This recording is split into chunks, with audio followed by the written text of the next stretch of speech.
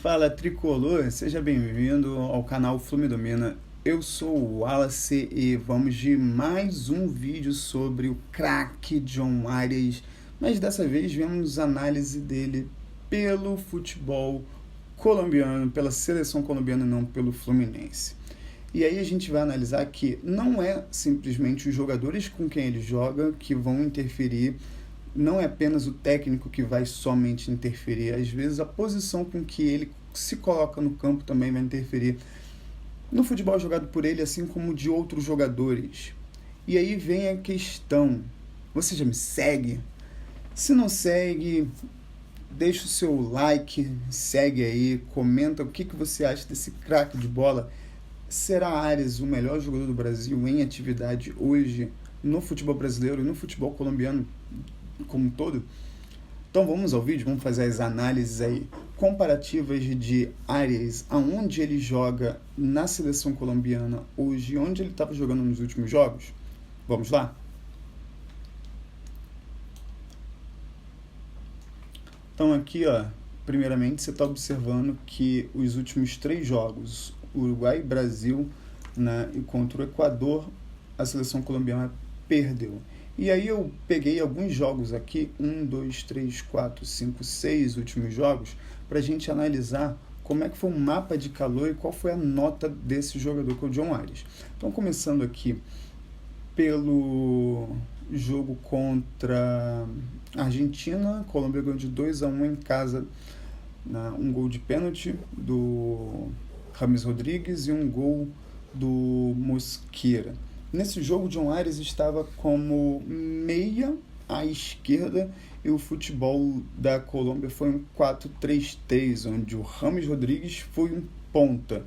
Nesse jogo, o John jogou aqui e se você observar o mapa de calor dele, ele estava muito mais posicionado como um meia e às vezes até mesmo como um apoiador do que um armador ou um ponta. O ponta é Luiz Dias e aí você poderia até se questionar como é que coloca um James Rodrigues que sempre foi cansado como ponta. Ele poderia estar no meio aqui no lugar do Lerma, por exemplo, ou mesmo no lugar do Arias, o Arias estar aqui. Mas nesse jogo, apesar da Colômbia ter ganhado, a pontuação do Arias 6.6, do Luiz Dias 6.3, né? Mas do James foi 7.9. O futebol do John Arias ficou muito lá do outro lado, no lado contrário ao que ele costuma jogar no Fluminense, e o futebol dele não foi muito ofensivo.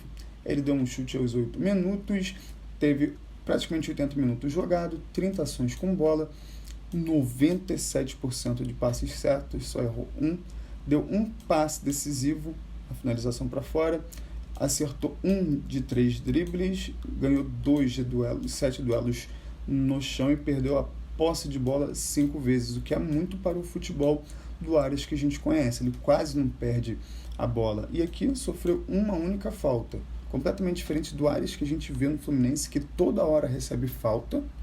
Muitas vezes, inclusive, o juiz não dá falta. Ele é um dos jogadores em que mais recebem falta do Fluminense. Ele é tipo um Neymar, recebe falta pra caramba, mas nem todas as faltas o juiz dá.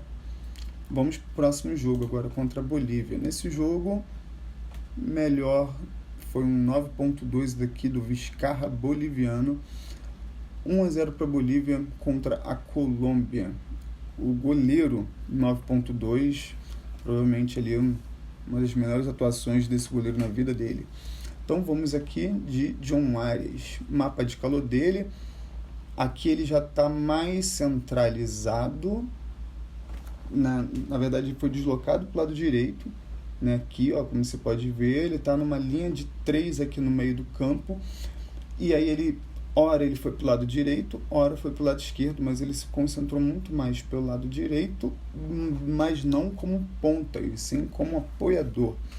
Né? E o James aqui mais centralizado. E aí o James centralizado, mais no ataque, notão para ele, Luiz Dias com nota 7.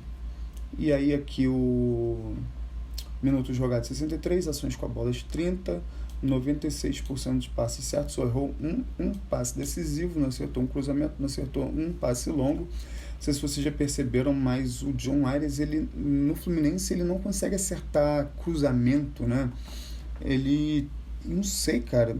Não sei, não consegue acertar cruzamento. Quando acerta, por exemplo, o jogo contra o Vasco, ele acertou um cruzamento de falta que foi gol do Thiago Silva. Mas geralmente eu não vejo ele acertando esses cruzamentos. Né? Uma finalização no gol, 2 de 4 duelos no chão, não tentou nenhum drible, consequentemente não acertou nem, quer dizer, não tentou nenhum drible ao primeiro e não acertou nenhum. E a média dele já melhorou de 6.6 para 6.9, mas a posição dele mudou também, ele foi mais para a direita, onde ele se sente melhor, mas ele teve que ficar para a direita e para a esquerda. Se você observar aqui, ó, ele não ficou só na direita, ele ficou na direita centralizado, ele não ficou no corredor, mas ele também tinha que vir para a esquerda. Vamos para o próximo jogo. De novo, como um meia que fica muito mais apoiando e às vezes vai no ataque. 6.9 de novo. A média da Colômbia foi 7.24. A maioria dos jogos dos jogadores teve uma nota acima de 7. E 3 jogadores apenas teve uma nota abaixo de 7. Richard Rios, cracaço de bola do Palmeiras, né? Não sei se saiu do Palmeiras, o atacante Córdoba e o John Ares. Vamos ao John.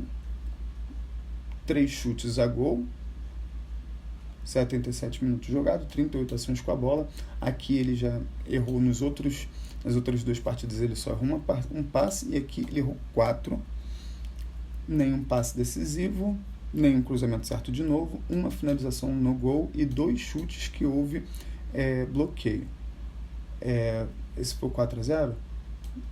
Aqui nenhum drible acertado, 4 duelos no chão de 7 ganhos. Então ele nessa posição, ele não costuma acertar muito drible quando ele está nessa posição jogando pela Colômbia.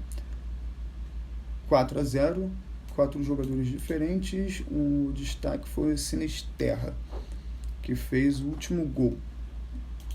Próxima partida, média dele 6.6, 6.6, 6.9, 6.9, 6.6. Mapa de calor dele, muito diversificado, meio, ponta esquerda, ponta direita, mais chegando à área pelo lado direito, meio que chegando também ao meio, mas de novo ele como um meia apoiador e não como um jogador ponta mesmo. 60 minutos jogados, 29 ações com a bola, todos os passes acertados, 2 passes decisivos, acertou um cruzamento de 6. O primeiro cruzamento acerto dele, de uns 9 ou 10, que ele tentou já no 4º jogo. Uma finalização no gol, nem um drible tentado, nem um drible acertado. Ou seja, nessa posição aqui ele não arrisca muito drible. Ele é mais de, pegou a bola, manda para o Rames ali, que o Rames tenta um passe bonito. Então ele não é um jogador muito de criar nessa posição aqui dele. E 4º jogo em que a média dele é abaixo de 7. Contra o Uruguai. Aqui a gente tem uma derrota de 3-2, né, um jogaço. E aqui, ó, muito na parte defensiva e algumas ações na parte ofensiva por toda a intermediária ofensiva. E ele tem aqui 6.9 também. Estatísticas: 82 minutos jogados, 59 ações com a bola, 42 passes, 39 certos e um percentual de 93%. Errou 3 só, de 42 é um percentual alto. Nenhum passe decisivo, porque ele está muito atrás. Nesse jogo, o Rames não jogou e não foi ele que armou a jogada, foi o Quinteiro que se amarelou. Uma finalização para fora, 2 dribles certos, ele até tentou driblar nessa partida. 7 de 10 duelos no chão que ele ganhou e perdeu a posse de bola 6 vezes. Recebeu 3 faltas. Aqui, de novo, menos faltas, até que 3 faltas para um jogador só, até um quantitativo alto, né? Ele não estava recebendo falta nenhuma, uma outra. Agora vamos para o jogo dessa semana. Ele foi deslocado, olha, muito mais para lateral ofensiva. Aqui ele jogou como o jogador do Fluminense. Passes certos, 21 de 21. 41 ações com a bola, 87 minutos jogado e a primeira vez que ele tem uma nota de 7.4. Cruzamentos, acertou 2 dos 4 que tentou. 2 passes longos, dribles certos. Aqui não está contando o drible da pré-assistência ao gol, né? 8 duelos no chão de 10, perdeu a posse de bola 5 vezes, recebeu apenas uma falta, fez uma e faltas sofridas 5. Então aqui nessa posição foi onde ele de fato recebeu a maior nota. Cadê o passe decisivo? Ah, tá. Passe decisivo, que foi o passe do gol. Basicamente aquilo lá foi uma pré-assistência, né? Então, o que eu quis dizer com vocês aqui? Em momentos diferentes, a gente teve esses jogos todos aqui. Em um único momento, o Cracasso teve uma média acima de 7, que foi quando ele foi colocado no lugar onde ele se sente melhor. Então, eu vou trazer uma frase do Lancelotti, técnico do Real Madrid, quando ele fala sobre o Vinícius Júnior. Do que adianta a gente ter um jogador rápido e não colocar ele para correr? Não faz sentido. Do que adianta a gente ter o John Arias, que é bom pela direita, e não colocar ele pela direita? Então, acho que agora que o técnico colombiano deve ter percebido o cracaço que o John Arias é e ficar desperdiçando ele, colocando ele mais para o meio. Eu ficava pensando que os nossos técnicos eles eram muito ruins e muito burros e não verem o que o técnico da Colômbia via de colocar ele no meio. Mas, na verdade, era o técnico colombiano que não via que ele estava fazendo errado. O lugar do Arias é na direita. E aí, agora ele deve ter percebido. O lugar do Arias é na direita. Ele jogou ali os 87 minutos, provavelmente deve ter saído cansado. E graças a ele saiu a jogada do gol. Ele tirou, aquilo para mim foi um drible de corpo, pode não ter dado aquele drible elástico, né, estético, mas ele deu um drible de corpo, tirou 2 jogadores da jogada, deu uma bola em profundidade para o jogador da Colômbia. O jogador da Colômbia acabou errando no cruzamento, mas acabou dando certo. A bola chegou no Joelinton, ele roubou a bola do Joelinton sem falta, ele na categoria, entregou a bola para uma assistência do James Rodrigues, a bola chegou no Luiz Dias. E aí você observa, o Luiz Dias, que no jogo, pelo menos, do Liverpool, não tem jogado bem, o próprio Liverpool, nos últimos jogos que eu assisti, não tem jogado bem, o próprio Luiz Dias também não jogou bem. Mas é um cara que, tipo assim, conseguiu ter uma oportunidade mais clara de gol e fez. Então, tipo, ele pode estar jogando com o craque do Liverpool ao lado dele, que é o Luiz Dias. Ele pode estar jogando com, talvez, um dos melhores jogadores da seleção colombiana de todos os tempos, que é o James Rodrigues. Mas se ele não estiver na posição dele, não vai ser a mesma coisa. Assim como ele pode ser o cracaço. Colocar ele no meio, ele não vai render da mesma forma que ele renderia jogando na direita. Assim como, quando colocam alguns jogadores, por exemplo, o Marcelo, sem a vontade dele para colocar no meio. Agora eu entendo que a memória muscular interfere muito em como você joga. Quando o jogador está muito acostumado a jogar pela lateral, por exemplo, ele vai dominar a bola e ele vai fazer um movimento com a cabeça que é natural, olhar para a lateral. O Ganso ele já tem o costume de receber a bola, já tendo olhado para quais lados ele precisa olhar, porque ele já sabe onde é que pode ter alguém marcando ele. E se ele sabe que tem marcando e ainda assim ele vai receber a bola, é porque ele sabe que naquele momento ele é necessário. Porque senão ele não iria na bola, ele ia tentar se desmarcar. E aí um jogador que não está acostumado a fazer isso, tende a perder a bola com mais facilidade. E aí vem a ideia do Lima. O Lima, quando ele recebe a bola com o intuito de armar a jogada, ou seja, colocar ele numa posição que não é a posição dele, ele toca muito para trás e poucas vezes olha para frente. Ele até que se desvencilha bem da marcação às vezes, mas não é o forte dele. O forte dele deveria ser chegar mais chutando ao gol, às vezes até mais como um ponta, ou mesmo como um falso 9. Mas nesse momento o Lima não se encontra com o melhor do futebol dele.